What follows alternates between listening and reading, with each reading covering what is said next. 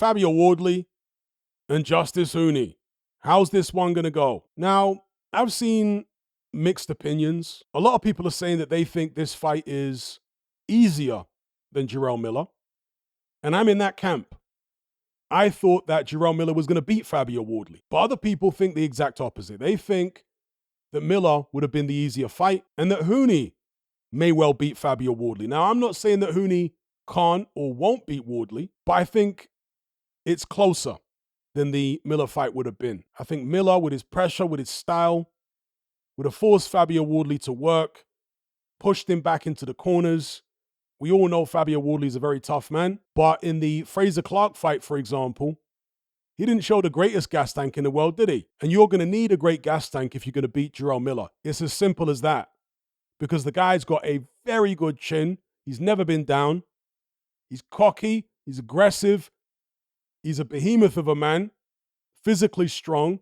He's not the biggest puncher in the world, but he does have relatively quick hands for his enormous size. He's got punch variety and so on. We all know what he does. And I thought he was going to bully Wardley, force Wardley to empty the tank, trying to keep him off, and then maybe, if not stop Wardley, then just out-punch him in a similar way to how he did against Andy Ruiz. I know he didn't get the decision against Ruiz, but most people feel like he was hard done by in that fight. Justis Huni is much younger than Jarrell Miller. He's got better amateur credentials. He's got faster hands. He's more mobile. It's a different fight for Fabio Wardley here. It's not him up against the guy who's going to be looking to be on his chest all night and bully him. It's him up against the guy who is a very polished boxer. Fabio Wardley's come up against several fighters in the past who were a lot more polished than him technically, and he obviously managed to prevail. But none of them were as quick, I want to say, as well as being as accomplished as a Justis Huni. So is this a step too far for Fabio Wardley? Will this be the fight where his lack of amateur background finally catches up with him? Some people think it will be. Others think it won't be, because they claim that Justis Huni has a punch resistance problem. And they're basing it on two things. First of all, if you guys watch this clip on screen here, I've got a GIF. You know I like GIFs. This is the moment against Kevin Lorena where Justis Huni was hit with a big left hand, and as you can see, his legs did a silly dance. He was in all sorts of trouble. So they're basing it partly on this. Now, obviously, Kevin Lorena did something similar to Daniel Dubois. Dubois wasn't as wobbly as this when he went down against Lorena. He had a slight wobble, and then he took a knee. Huni appeared to be far more hurt by Lorena than Daniel Dubois was, at least to my eyes. I mean, you guys tell me what you think. You can see the clip on screen. So this is partly what they base this idea that Huni's got a glass jaw on. And the second thing is this sparring footage right here. That's Huni in the black. Gets clipped with a big left hook, and down he goes. The way Huni's feet are skipping around there looks like a Laurel and Hardy black and white silent film. You guys know what I'm talking about? It's like one of those Laurel and Hardy films on those black and white projectors. Where they're doing like some funny stuff with their legs. Matt says Kevin Lorena has given tons of top heavyweights problems, though. I'm only aware of him giving Dubois problems. I'm not aware of him giving anyone else problems. Matt also says, he ran into a beautiful counter. Also, why is sparring without headgear?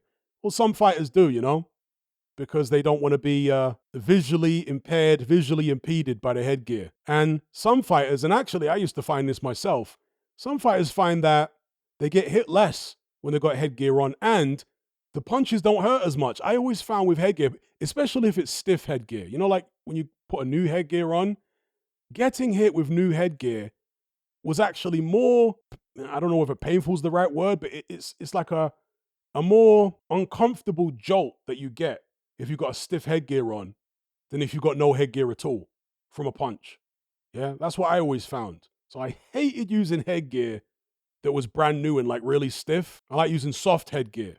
But anyway, fighters don't use headgear for a variety of reasons. Tyson Fury, for example, was not a fan of using headgear. And Mike Tyson back in the days did used to wear headgear for a lot of his spars because he ended up getting cut when he wasn't wearing it. But you could see sparring sessions where Mike Tyson wasn't wearing headgear. And in fact, at one point, they got a special headgear made for Mike Tyson where the forehead was almost open. which kind of defeats the purpose of having a headgear. But because Mike Tyson was short and he would fight out of a crouch with his chin down, with a normal headgear on, he often couldn't see his opponent in sparring. So they created another headgear where, as I say, the forehead part of the headgear was much higher up. So he could, still keep his chin down and see. But anyway, yeah, that's Huni. Now, I'm not saying that Huni does have a chin problem.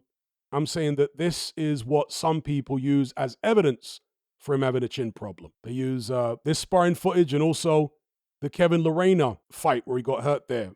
Matt says, honestly, these heavyweights need to do more neck training. A lot of the absorption to a shot comes from that 20-inch neck Tyson had. Well, I don't think you can really do much if you don't have a good chin.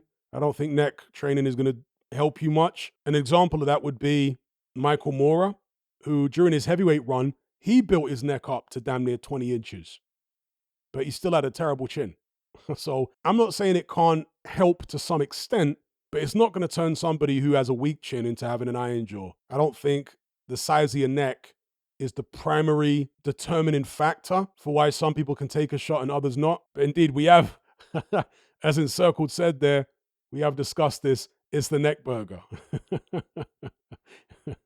We're being facetious on that, but yeah, it's a mysterious thing, punch resistance, because you see a guy at middleweight like Gerald McClellan, a thin guy who didn't have a big neck, but he had a tremendous chin.